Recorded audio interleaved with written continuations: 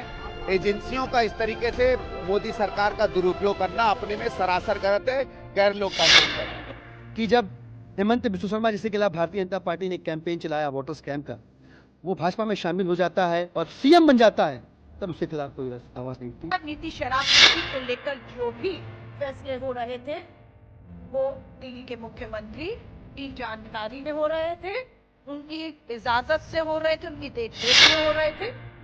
CM Kejriwal जो दिल्ली के CM हैं उनको इंडिया चुनाव है वो लड़ेगी, पूरी ताकत से लड़ेगी और इंडिया केजरीवाल का गिरफ्तार होना अपने आप में कैसी दशा प्रदर्शित कर रही है राजनीति को लेकर। आप देख रहे हैं राष्ट्रवार्ता, मैं सीएम केजरीवाल जो दिल्ली के सीएम हैं उनको गिरफ्तार कर लिया गया है।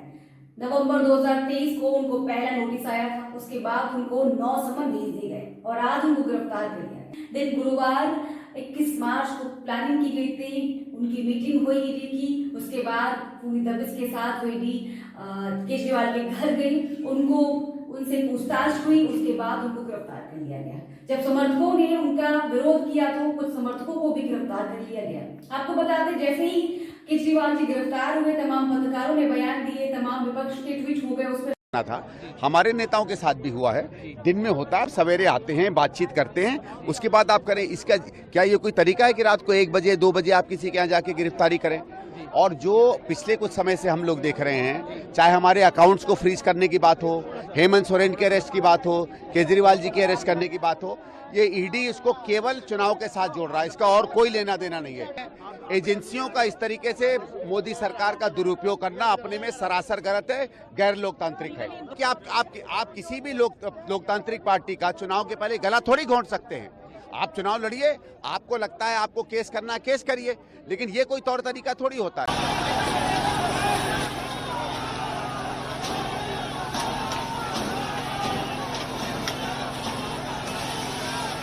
देखिए, बड़ा दुर्भाग्यपूर्ण है, हमारे आदरणीय है, दुखद है।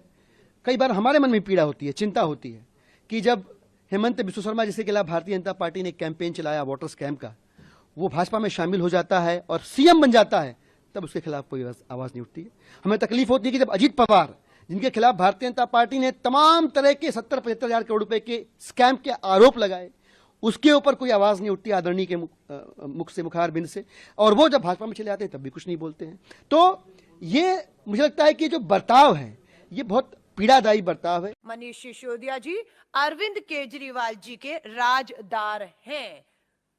मनीष सिसोदिया अगर लंबे समय तक अंदर रहे तो मैं जितना उनका स्वभाव जानती हूं, वो लंबे समय तक चुप नहीं रह पाएंगे।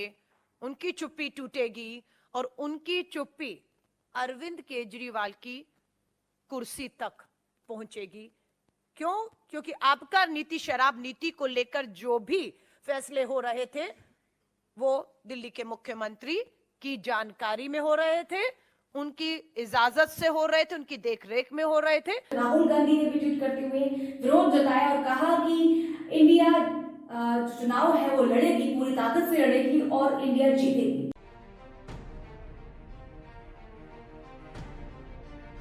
उन्होंने ये भी कहा कि सीएम का जो जनता द्वारा चुनाव सीएम का गिरफ्तारी होना एक अपने आप में लोकतंत्र की हत्या है।